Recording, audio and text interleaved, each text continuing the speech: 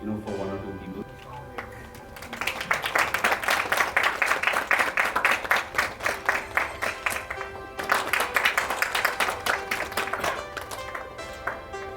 And it was much appreciated. Thank you, Ms. Marcel. Thank you so much. Silent friend, classics, film classics. Dr. Shiva was educating in classics. Another part of the family. Thanks, Kevin. Really appreciate it.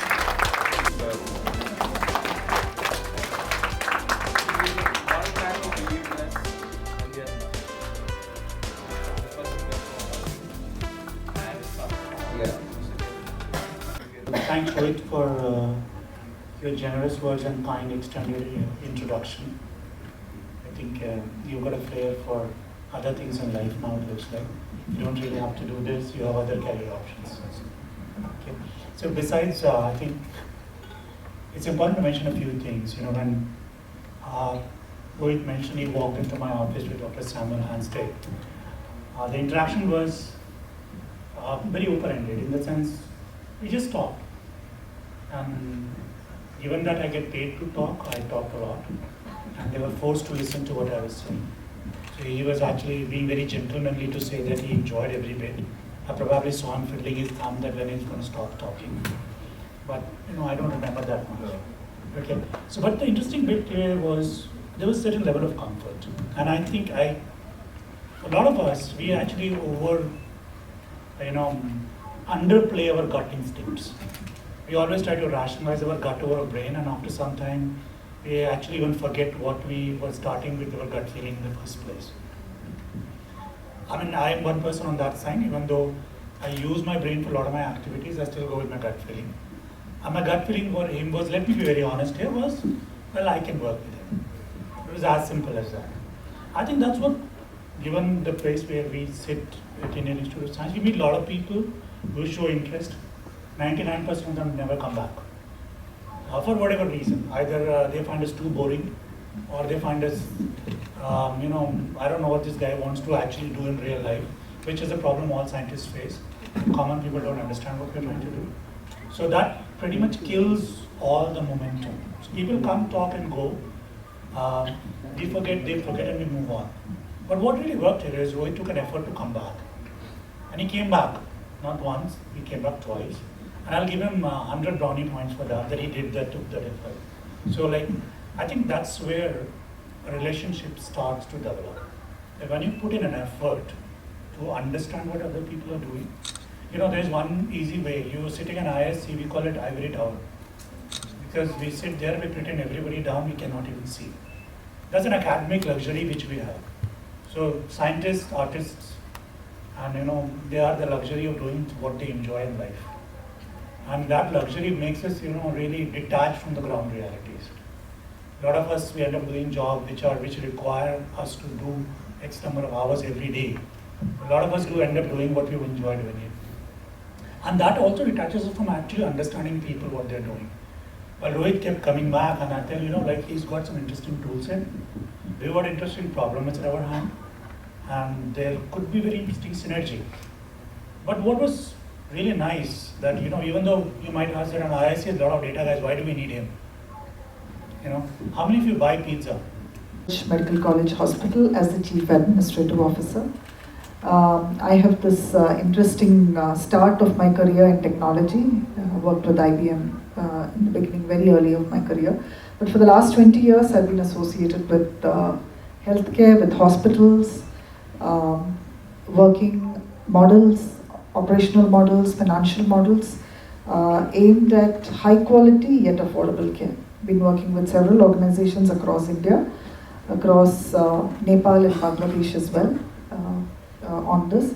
I've been with Believers Church Medical College Hospital for the last 10 years, which is the age of the institute itself. So we are just a young 10-year-old hospital and medical college.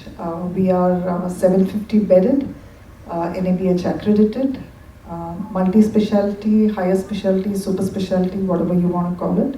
And as Dr. Saini rightly said, yes, we focus on the illnesses. Primarily to help and see how to mitigate the illness. And we also have departments that are focused on preventive health, which is community medicine. And we do reach out a lot to communities. In fact, our research programs, our community medicine team, though the work is a lot focused around illnesses. For example, one of the ICMR funded projects that we work on is a program that tries to identify behavioral and cognitive issues in children with type 1 diabetes. Actually reaches out to all type 1 diabetes affected children. I mean, a lot of them are children, some of them grow into adulthood, across Kerala, which is starting all the way from Kasargod and all the way down south to Trivandrum. So we have a large database of children or adults with type 1 diabetes, and we try to infer analysis and other things from it. It's an ongoing research. It's a multi-year project research which we are doing in partnership with ICMR.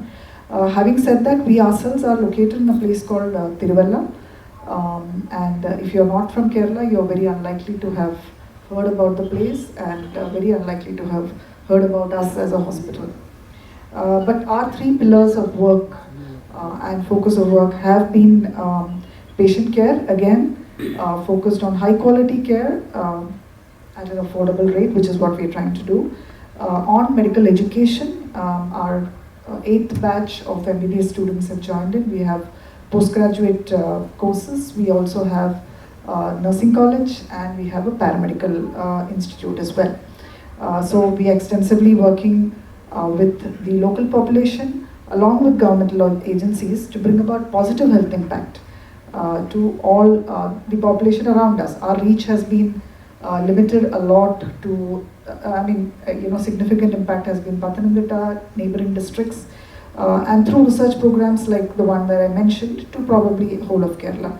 And we're quite excited to be partnering with ARCA as well as IISc, and hope that that reach extends all the way across to India. And I think in the next few months are going to experience something that healthcare has not really seen.